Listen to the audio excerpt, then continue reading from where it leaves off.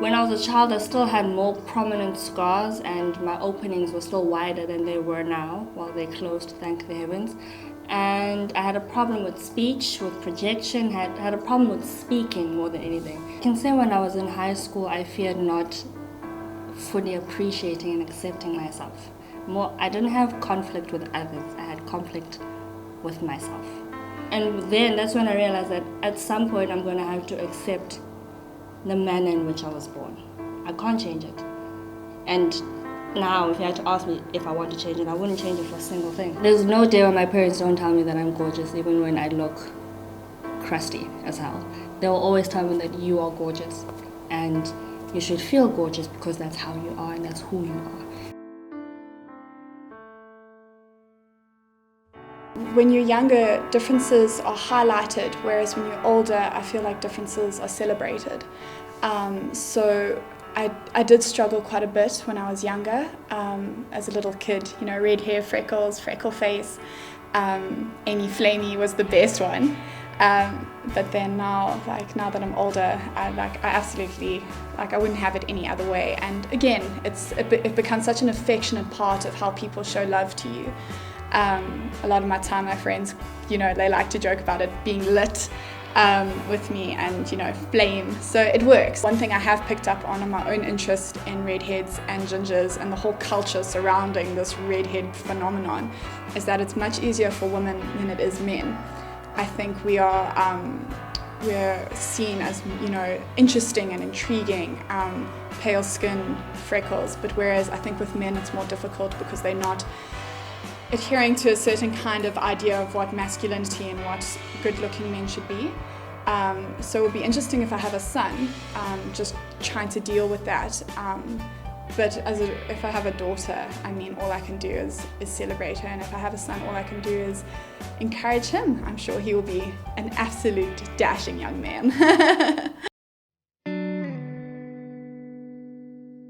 So basically I have spina bifida, which is the bottom of your spine is open, or it basically means split spine, and then it's exposed to, you know, the outside wall. So it just depends on how badly it's exposed, how much damage there will be. So like with me, I was lucky because the skin had grown over it, so at least kept the spinal fluid in my body, so the repairing of it was a lot easier. Then it can be completely open and then it like mixes with the embryonic fluid and stuff, and then it's very harder to correct. I think just over time, just dealing with it, like don't ever like take it and don't address it at all. I think how I use it is I sometimes use it with like humor and like bring it in. So if I'm with my mates or whatever, I'll be like, oh, like walk slower because like I'm the disabled one or whatever, and they'll like laugh about it. So if you work it into a way that makes other people more comfortable, I think it's a lot better, because they're also on edge and they're also uncomfortable with it. They don't know how to deal with it. And I've realized if you completely ignore it,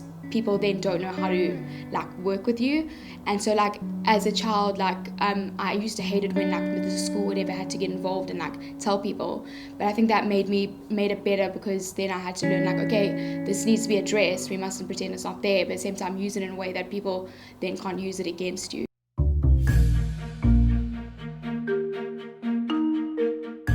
The initial reaction that people have when they're like, oh shoot, your teeth are, you know, faced the wrong way, and half of your teeth aren't even real, you know. So that initial reaction that people have always freaks me out, because I don't know how to respond to it, because it takes me back to the days when I couldn't smile because I was afraid of people realizing that my smile was different. People who know me will know that Zaza's a joker. I try to make a joke out of everything, and I think that by doing that I make it very light. So I'll be chilling with friends.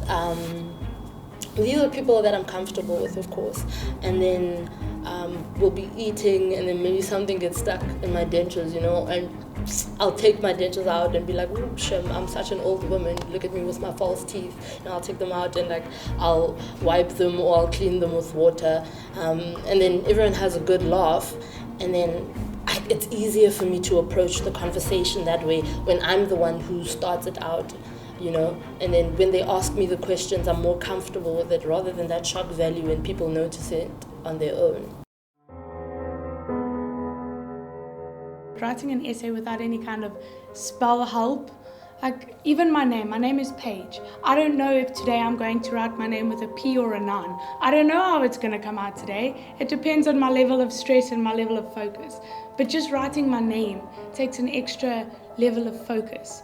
So to me, dyslexia means that I can't relax and read. I have to focus and read. I can't relax and write. I have to focus and write. And it's something that's just always there and I always have to be aware of. The worst part is if you tell people about it, they actually think that you have a mental problem, which is not the case. People with dyslexia are not any less intelligent than anyone else. It's just a reading disorder. So I don't think everyone knows that, and that's kind of like, well, I just don't mention it, just in J normally to everyone.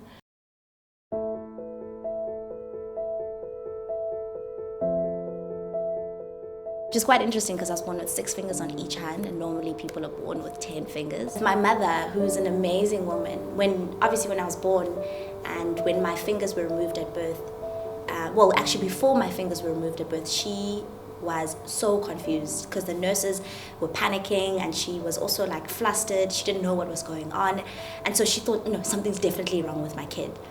And then the nurses brought me over and they were like, oh, don't worry, your child was born with extra digits. With the rare conditions that most people have, there are situations that we can't escape.